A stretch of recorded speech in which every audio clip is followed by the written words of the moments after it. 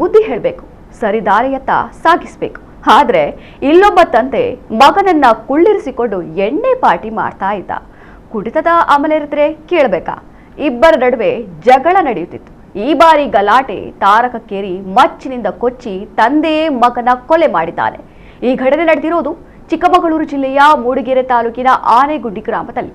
40 ವರ್ಷದ ಪ್ರದೀಪ್ ಕೊಲೆಯಾದ ಮಗ, 65 ವರ್ಷದ ರಮೇಶ್ ಆಚಾರ್ ಕೊಲೆಗೈದ ತಂದೆ. ಮನೆಯಲ್ಲಿ ಅಪ್ಪ ಮಗ ಇಬ್ಬರೇ ವಾಸವಿದ್ರು. ಇವರಿಬ್ಬರ ಗಲಾಟೆ ತಡೆಯಲಾರದೆ ಪ್ರದೀಪ್ ತಾಯಿ ಈ ಮೊದಲೇ ಮನೆ ಬಿಟ್ಟು ಹೋಗಿದ್ರು. ಅಂದು ಅಡಕೆ ಬಾರಿ ಬಂದಿದ್ದ ದುಡ್ಡಲ್ಲಿ ರಾತ್ರಿ ಅಪ್ಪ ಮಗ ಇಬ್ರು ಎಣ್ಣೆ ಪಾರ್ಟಿ ಮಾಡಿದ್ದಾರೆ. ಈ ವೇಳೆ ನನಗೆ ಎಣ್ಣೆ ಕಡಿಮೆ, ನಿನಗೆ ಜಾಸ್ತಿ ಅನ್ನೋ ವಿಚಾರಕ್ಕೆ ಗಲಾಟೆ ನಡೆದು ಕೊನೆಗೆ ಕೊಲೆಯಲ್ಲಿ ಅಂತ್ಯ ಕಂಡಿದೆ.